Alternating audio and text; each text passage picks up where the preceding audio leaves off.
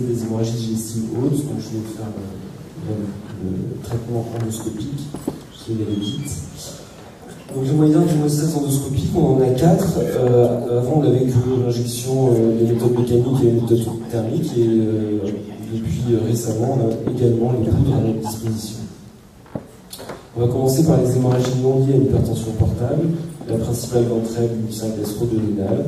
La première méthode d'hémostase classique, c'est l'injection de sérum adrénaliné, qu'on dilue donc au 1 diluvium. Il y a un triple mode d'action par phénomène de compression, par vasoconstriction et par agrégation plaquettaire. L'inconvénient de cette méthode d'hémostase, c'est le risque de récidive, puisque au bout d'un certain temps, l'efficacité s'estompe. Une des méthodes pour diminuer ce risque de récidive, c'est d'augmenter le volume injecté. Mais le problème, c'est qu'au-delà d'un certain volume, il y a un risque pour la tolérance en raison du passage systémique de l'adrénaline. On voit que lorsqu'on passe d'une injection de moins de 10 ml à une injection de plus de 10 ml, il y a une diminution de la récidive. Et également, si on augmente à 30 ou 40 ml, on a avec des problèmes pour la tolérance. Deuxième méthode d'hémostase, les clips. Donc il y a différents types de clips en fonction des différentes firmes. C'était vraiment un progrès pour l'hémostase endoscopique. Mais il y a des zones qui sont difficiles à atteindre, notamment la face postérieure du bulbe et la partie haute et postérieure de l'estomac. Troisième méthode, la méthode thermique. On utilise principalement les sondes bipolaires en coagulation douce qui permettent de faire l'hémostase de façon efficace, et elles sont notamment pratiques pour les lésions qui sont tangentielles. Dans l'ulcère gastro-duodénal, le risque de récidive, de chirurgie ou de mortalité va dépendre de la classification de Forest, et c'est celle-ci dont on va se servir pour déterminer les patients auxquels on va faire un traitement endoscopique, hémostatique ou non. Dans les Forest 1A, 1B et 2A, il y a indication à un traitement endoscopique.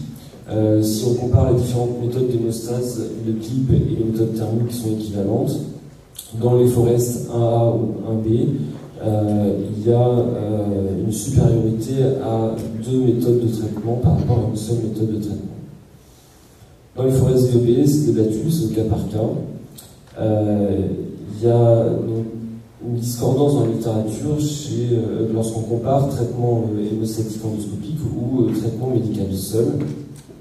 Certaines sont en faveur du traitement endoscopique, certaines ne trouvent pas de différence. À noter qu'il y a une seule étude qui a été faite avec des IPP qu'on utilise actuellement pour les hémorragies digestives, c'est-à-dire à dose de 8 mg par heure, dans laquelle il n'y avait pas de différence entre ces deux attitudes. Pour prendre une décision, il faut probablement se servir de la présence de facteurs indépendants du risque de récidive hémorragique et éventuellement des difficultés techniques attendues. Si on est face à un patient qui a des facteurs de risque de récidive importants et qu'on a une lésion qui a priori n'est pas trop difficile à aborder, il faut probablement faire l'hémostase endoscopique. Dans le cas contraire, il faut probablement s'abstenir si on a des conditions soit techniques, soit la position de la lésion qui ne sont pas parfaites. Il faut probablement s'abstenir. Si on se lance dans l'hémostase d'une lésion avec un caillot adhérent, la première étape c'est d'injecter en cadrant autour du caillot avant de retirer le caillot en l'aspirant ou avec une lance, puis faire une hémostase. Alors la seule méthode qui est décrite c'est l'hémostase thermique, mais a priori on l'a vu, il n'y a pas de différence avec l'équipe, donc on peut mettre des équipes. Une nouvelle méthode d'hémostase, donc c'est l'hémospray. Jérémy a montré les vidéos. C'est une poudre inorganique qui est mise dans un cathéter avec une bonbonne, le gaz de CO2 qui va pulvériser la poudre. Elle n'est pas absorbée, elle est éliminée en 48 heures, il n'y a pas de complications décrites. Les mécanismes d'action, ça va concentrer les facteurs de coagulation, ça va faire une barrière mécanique qui va éviter, qui va diminuer les fractions vasculaires et activer la coagulation. Il y a peu d'études pour l'instant sur cette poudre, il y en a de plus en plus. La première étude, c'était une étude sur les ulcères Forest 1A et 1B. Il y a 20 patients avec une efficacité qui est satisfaisante. Il n'y a eu qu'un échec chez un patient qui avait un ulcère Forest 1A. La deuxième grosse étude publiée, celle-ci, c'était une étude avec des patients C'était toute indication confondue, c'était utilisé soit en mono, soit en bithérapie. Dans 34% des cas, c'était utilisé en deuxième intention, en rattrapage d'un échec d'une première méthode d'hémostase. Dans cette étude, à la différence de la première, il décrivait quelques problèmes techniques, notamment de solution du cathéter par la première. Notre nouvelle méthode d'hémostase, c'est le clip Ovesco. C'est un clip qui se met sur l'endoscope, avec lequel on va essayer d'attraper les vaisseaux, on l'aspire à l'intérieur d'un capuchon et on libère le clip pour faire l'hémostase. Donc là, on a une vidéo qui présente cette méthode d'hémostase. Les résultats semblent bons. Les principales données sont données par le fournisseur de clip. Donc là, on voit qu'on aspire la zone qui saigne et on libère le clip, ça permet de faire l'hémostase. Donc ça semble intéressant, notamment dans des localisations qu'on n'atteint pas forcément aisément, notamment la phase postérieure du bulbe, et peut-être en cas d'échec des précédents traitements, et pas de complications de vie. Dans le memory vase, toutes les méthodes d'hémostase se valent, il n'y a pas de différence d'une méthode d'hémostase par rapport à une autre.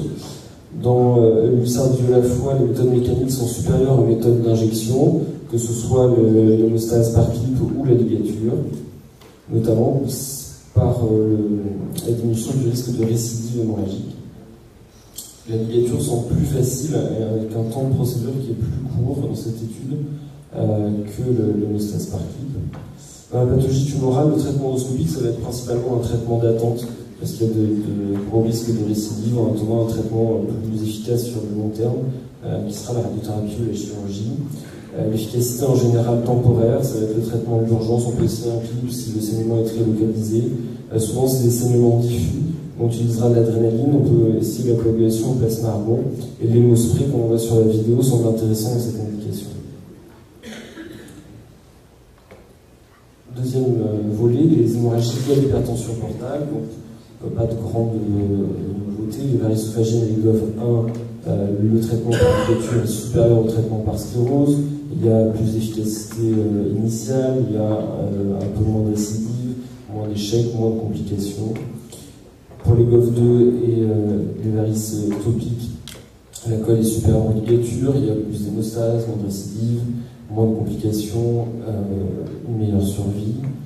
Il y a moins de récidive initiale, mais également moins de récidive dans le temps. Au fur et à mesure des années, on voit, donc là c'est la courbe d'injection, de colle et ligature. On voit une nette différence au bout de 6 ans dans cette étude. Il faut se méfier parce que la colle, c'est dangereux pour l'infirmière, pour les autres infirmières, pour l'endoscope, et également pour le patient avec un risque endoscopique. La seule nouveauté sur le plan endoscopique dans l'hypertension portale, c'est ces prothèses couvertes qui sont un traitement d'attente, un peu en remplacement de la Blackmore, qui a l'avantage de pouvoir être mise sans radioscopie, où on pousse la prothèse dans la cavité gastrique, on gonfle le ballon qu'on vient impacter sur le cardia pour libérer la prothèse. Il y a peu d'études publiées, ça semble efficace et elle est enlevée grâce à un système qui est étudié pour et qui a priori ne provoque pas de récidive hémorragique cataclysmique et qui permet de ligaturer le patient ou qui permet d'attendre dans la mise en place d'un TIPS par exemple. Dans l'endoscopie intentionnelle, je vais aller vite parce qu'on en a déjà beaucoup parlé. Le risque de hémorragie de la mucosectomie va dépendre de la localisation de la mucosectomie. En prévention, on peut traiter les vaisseaux visibles une fois qu'on a fait la résection ou fermé la zone de mucosectomie. En cas de saignement actif, on peut utiliser la coag Grasper comme dans la dissection ou le clip comme dans cette vidéo. La question qu'on peut se poser, ce qui est en train d'être essayé, c'est l'utilisation des poudres de façon curative ou de façon préventive dans cette indication. Pour la dissection, je passe très vite, j'ai vu. Pour la symptérotomie, elle peut être immédiate ou retardée, l'hémorragie. La première méthode, c'est l'injection d'adrénaline, c'est facile, c'est pas cher, c'est efficace dans la plupart des cas. Il y a cet auteur qui rapporte plusieurs cas d'hémorragie très importantes, dont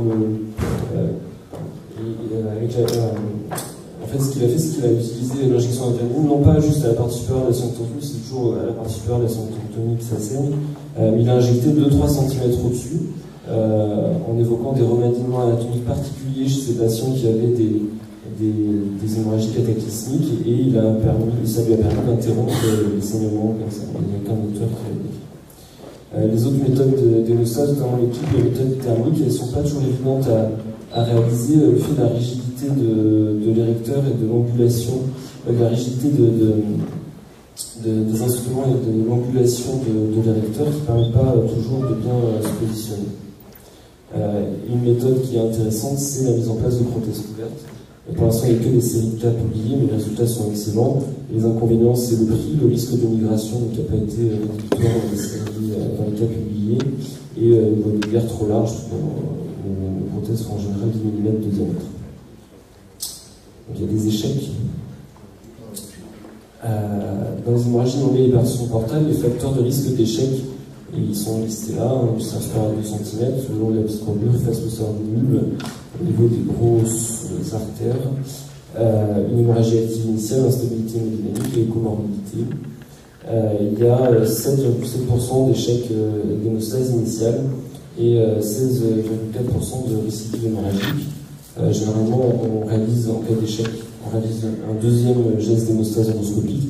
En cas de deuxième échec, à ce moment-là, c'est là où on va avoir besoin aux ennemis radiologues. Pour l'hémorragie et l'hypertension portale, le facteur de risque d'échec, c'est un gradient de pression portale supérieur à 20 mm de mercure, un score de CHMC et une hémorragie active. Il y a 10 à 15% d'échecs, et pareil, on aura probablement besoin de confrères radiologues. Donc je vais passer la parole à